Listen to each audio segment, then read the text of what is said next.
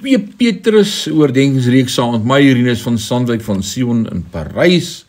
Vanmôre kyk ons na 2 Petrus 2 vers 9.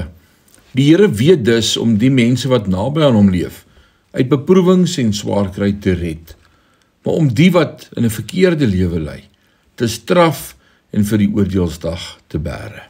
Vanmôre se tema is God sal ons red, en jy sê saam met my, amen. Ek glo dat hierdie gedeelte een van die kragtigste bewyse is dat gelowiges nie deur die groot verdrukking sal gaan nie. Daardie tydperk in die geskiedenis wat beskryf word in Openbaring 6 tot 19, wanneer God sy toorn oor 'n Christus verwerpende sondige wêreld sal uitstort. Petrus se woorde verwys na 'n storie wat ons goed ken. Die Here sê, Abraham, ons het gekom om Sodom te oordeel.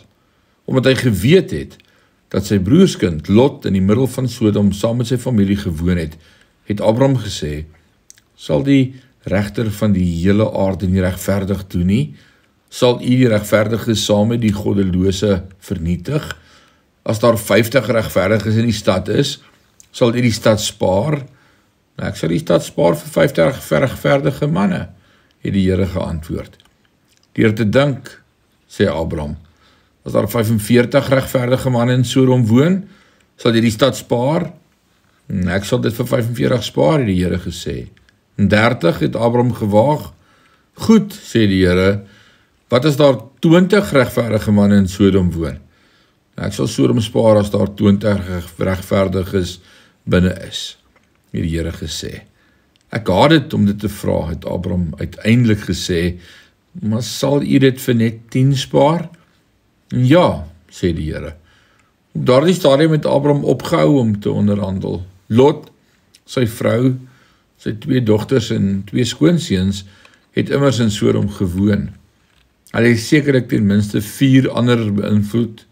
Soos dit egter geblyk het, was Lot, sy vrou en sy 2 dogters die enigstes wat vernietiging vrygespring het.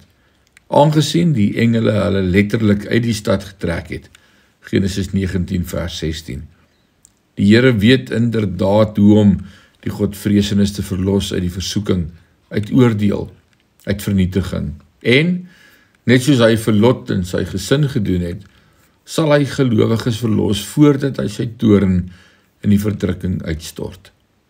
Voordat die verdrukking uitbreek, sal hy ons uitruk, ons uithaal, ons red, ons huis toe roep in die gebeurtenis wat die wegraping genoem word. En dit lees ons van in 1 Tessalonisense hoofstuk 4. Vandag bring dit vir my net so 'n stukkie vrede in my hart om te weet, selfs al val dinge uitmekaar en raak dit heel woes om ons, het God bepaal, dis hoe dit sal wees. En in my en jou lewe, sal dit wat God wil hê moet gebeur, altyd gebeur. Die Here seën jou in hierdie dag. Amen.